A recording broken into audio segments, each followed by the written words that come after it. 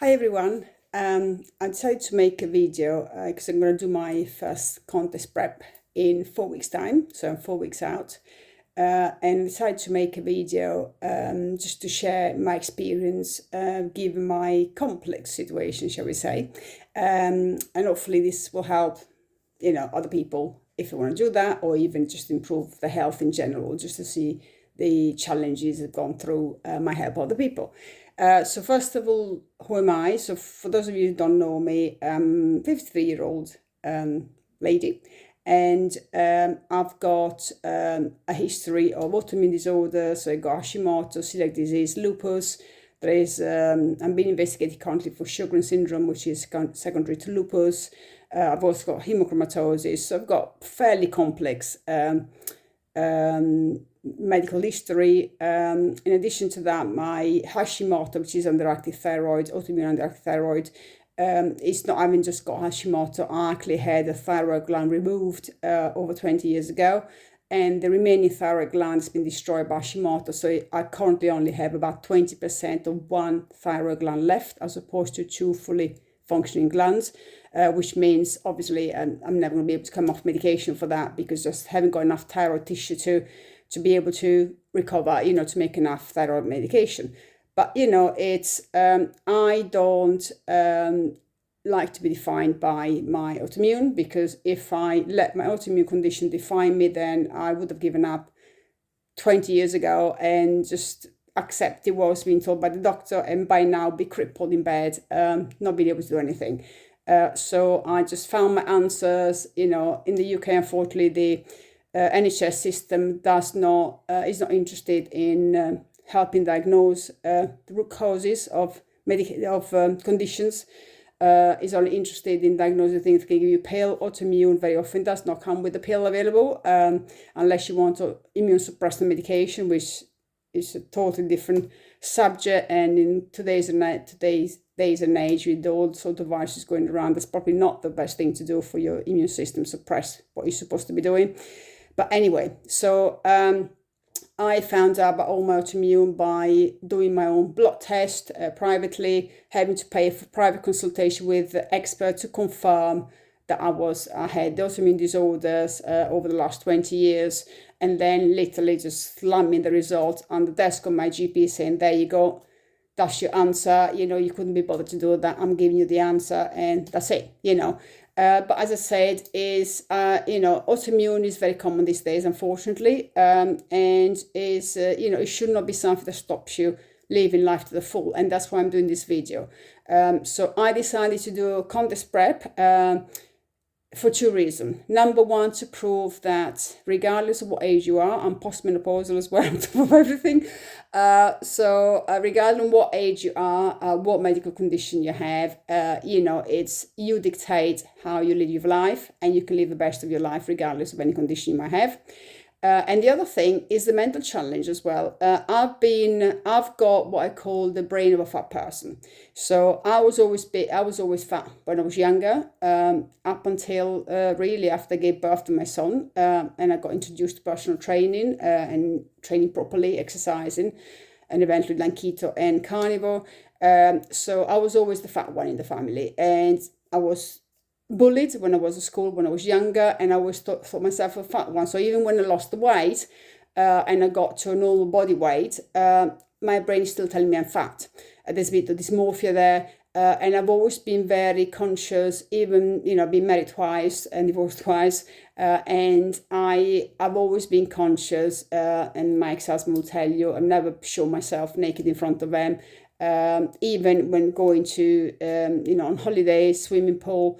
I will wear a bikini, but then if I have to walk around, I'll put something to cover my fatty bits, if you like, shorts and stuff like that, or jump straight in the pool so nobody can see me.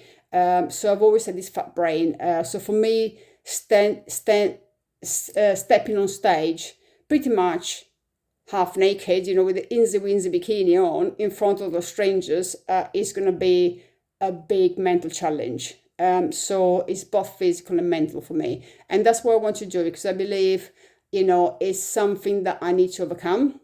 And it's something that has held me back in my life, for many, many years. while I managed to fix my health and my body composition, everything, the brain, the mental, the thinking behind of how I see myself never changed. And that this is like baptism of fire. Get on stage in a bikini and get on with it kind of thing. So that's why I'm doing this contest prep along with other things. Why am I doing this video? So I want to make sure that I want to document what I'm going through for myself as well, but also it might be useful for somebody else who's maybe struggling with autoimmune or struggling with the mental side of things, having maybe overcome the mental challenge, the physical challenges, and they're still having this fat brain, like I do. So it might be helpful to somebody, hopefully, you never know. What I'm doing at the moment, I'm 4 weeks out. We have, I'm working alongside Carnivore Muscle, Jonathan, and I've also got Danielle, who's helping me with the posing, because let's be honest, my son, the best is trainers. I mean, I believe in trainers. So you put me in 5 inches heels, I'm like an elephant on stilts, literally. So that is another big challenge on its own that I had to overcome. I'm still overcoming, so I'm still looking anything but graceful. Trust me, I got a lot of work to do there to look anything decent. But for me, if I stand, as I mentioned, Jonathan, if I can stand on stage and I have without the wobbly bits, and not fall flat on my face, that's going to be victory, that's, I'm going to be happy with that, at the moment, so obviously, those of you who know me know I've been carnivore for about 8 years now. Before that, I was keto for 7 years. Before that, I was vegetarian for 17 years. This is what caused most of my autoimmune disorders, 17 years vegetarianism, being vegetarian. And carnivore, so my food really consists of just beef, eggs, and mackerel. That's all I'm eating.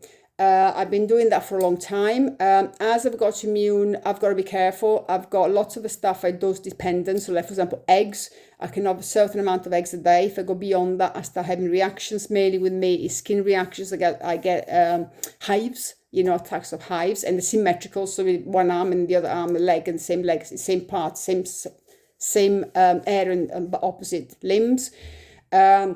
So I've learned over the years to modulate that. Sometimes they break certain things, but generally speaking, every day I eat the same stuff. I mean, I know it's difficult for some people. I'm actually quite happy with that. I mean, I'm a creature of habits. I like a routine. So you get me to eat the same thing all the time, I'll eat that forever, So I've got the beef, which is then to minced beef, ground beef, whichever way you want to call it. I used to buy from the butcher up until a week ago because I was on 10% fat, and butcher, rather support the butcher rather supporting the big supermarkets.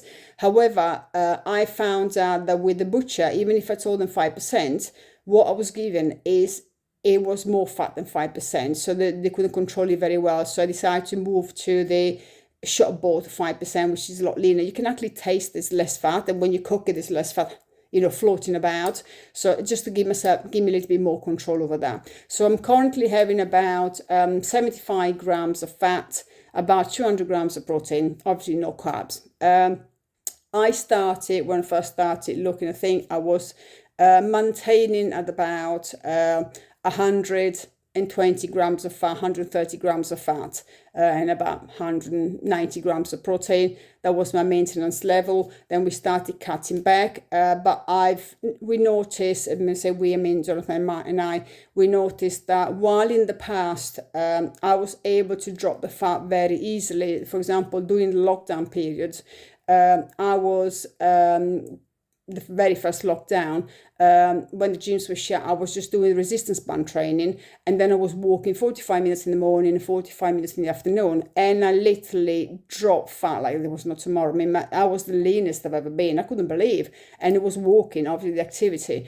So I thought this time round, this was like years ago, I said, that's it, that's be fine. All I gotta do, just have some steps, and I'll be fine. And it turns out it's not. 3 years later, my body's not responding the way it was responding 3 years ago. And there's been a number of things have happened. I've had a very stressful period with a very bad employer recently, which completely tanked all my hormones. I was not on HRT. I'm postmenopausal. My hormones have been very, very low, but every time I try to take HRT, I get PMS symptoms, very tender breasts, very uncomfortable. So, I gave it up years ago, but my hormones tanked so badly that it dropped down my thyroid drastically. Did blood tests, they were so low, I had to start taking HRT again. I was getting really bad cramps, really bad muscle cramps at night, shins and calves and feet all cramping at the same time. It was awful. So I took HRT and I started taking HRT again, and the cramps went almost immediately. So I said, okay, that's fine. My thyroid, it tanked again. I've been on T3 medication, T4 medication, which I get privately. NHS will not prescribe T3, unfortunately. And I had to be, re-looked at as well, in addition to the HRT, just to try to lift me up. And that was completely down to the stress. It was a really stressful time. I almost got to breakdown point, nervous breakdown point at the time. Was written, signed off by the doctor for 3 weeks as a result of that. So it was really, really bad. That messed up with my hormones as well as my thyroid. Then I came out of that, got a new employer, everything happy. And I found that my thyroid hasn't recovered from that. And now obviously I'm doing the PrEP, which is not helping because we're cutting the fat. And so the thyroid doesn't get much chance of recovering. So we got be upping a little bit the levothyroxine, the T4, to try to boost it up while still being on a HRT, which will help bring it up.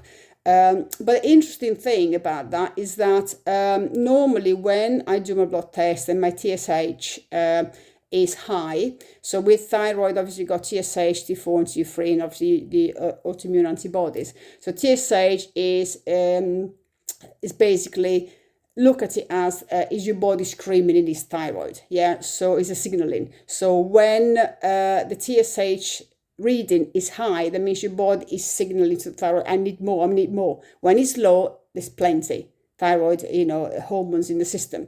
So my TSH was really high. Now I'm normally below 0.02. Yeah, so the range is normally between 0.2 and 4.5, 5, depending which lab you use. And I'd gone to 5.1. Now normally when I go about 2, I'm zapped out. I've got no energy, completely exhausted, brain fog, all the symptoms, put on weight, puffy eyes, all the normal symptoms. But I wasn't feeling that. I was getting, in the evening, I was completely exhausted, but during the day was fine. And that was partly because I'm doing a little experiment in the middle of all this, which is high dose vitamin D3. And it's something that I read the book by Jeff Pauls, and how I've dosed vitamin D3 alongside the cofactor K2. You gotta take high magnesium, you gotta take boron, you gotta take zinc, obviously, as well to help you.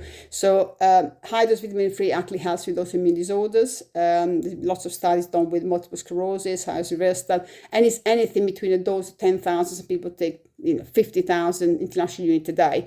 So I decided, okay, let's try to boost my D3, because I found out there's certain genetic, we call them SNPs. So it's basically variations in the genes, where you could, if you have a variational VDR gene, then it could mean that you're not absorbing vitamin D3 properly, so you're not utilizing properly, even if you're taking it.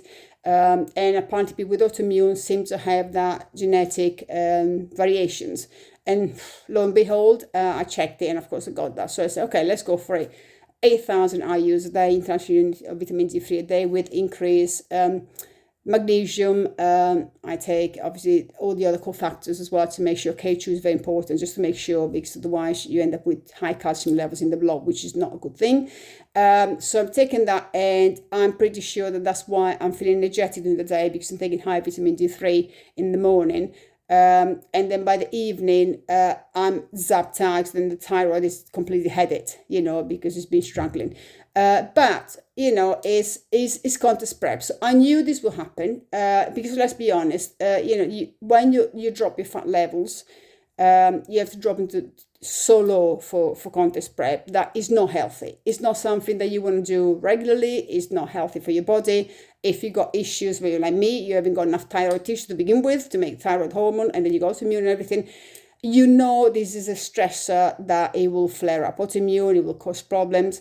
But as I said, I'm doing it because first I want to prove to myself, I can do it. I want to see how far I can take it. And also I've got this mental thing. I want to, go on that stage and overcome my fat brain, if you like. Yeah. So at the moment then I'm doing high dose vitamin D3 with all the cofactors increased just to make sure that it doesn't cause any damage.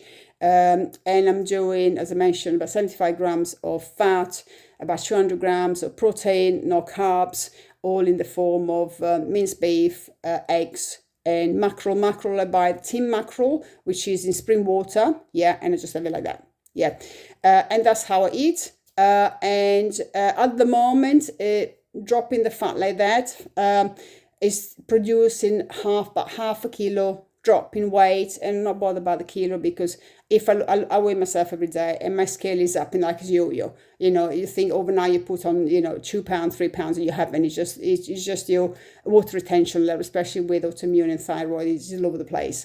But what I'm looking at the body fat percentage, I got bioimpedance scales, and I'm looking at the average for the week and the average weight for the week, and it shows it's coming down. So about 0.5% body fat, about half a kilo a week, which people think, okay, that's good, it's not bad. Well, not when you're 4 weeks out. When you're 4 weeks out, I estimate they got probably like 6% body fat to lose. So it's not going to be enough.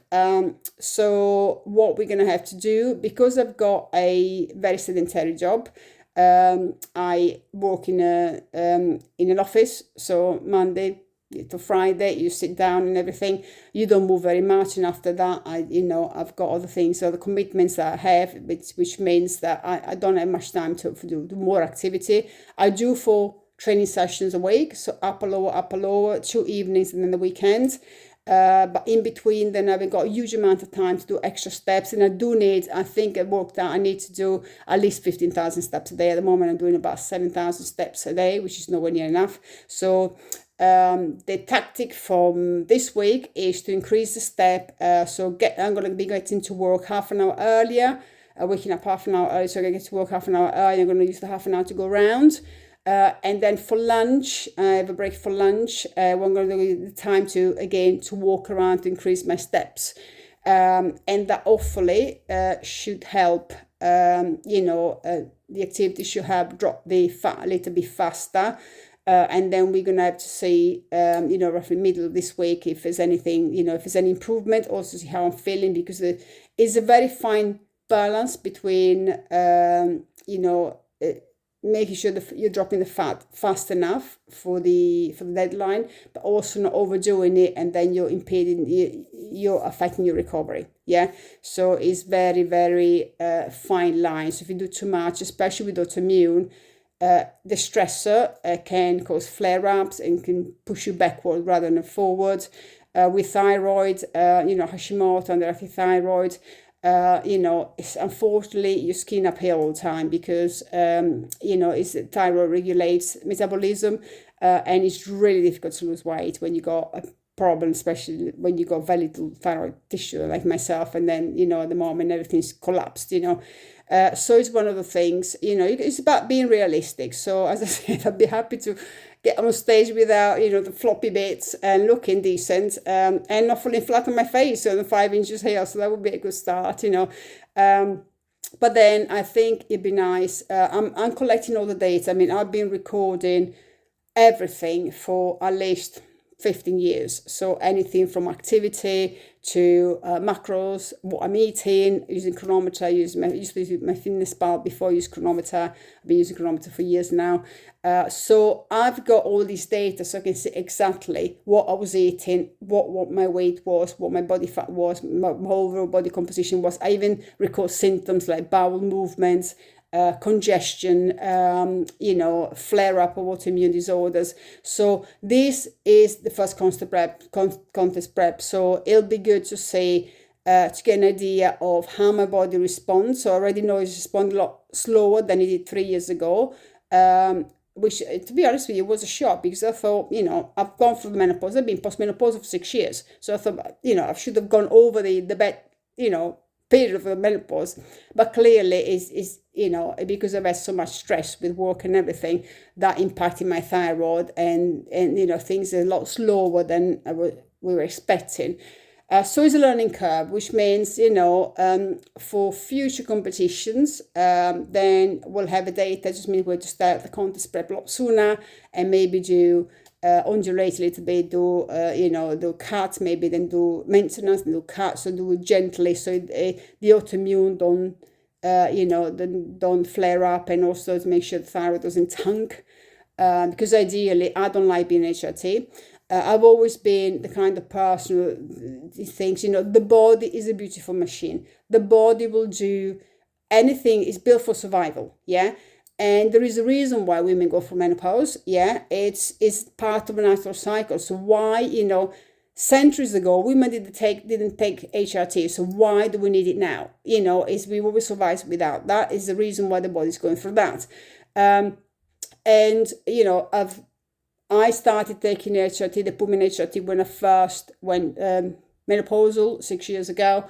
And I always react to estrogen. I have to have my dose of estrogen so low because otherwise I get PMS symptoms. And the funny thing, I never got the bad symptom for menopause. The hot flashes, feeling like shit. Never got that. So that's why do I have to take pills? If I don't feel bad, leave me alone.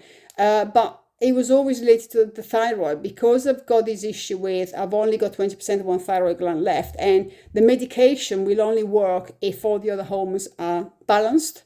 And if your hormones are tanked, then the medication, it drags down the thyroid, so I can't get the medication in properly, doesn't work properly, so the thyroid gets dragged down. So that's the problem with me. So I've been on HRT, came off it for a few years, then they had to put me back on it, came off again, and then they had to put me back on it now recently because of all the stress, that really tanked absolutely everything. I was having awful cramps, at night, I couldn't sleep, and I had these cramps where I never had anything like that, to be honest with you. It was the most painful thing ever.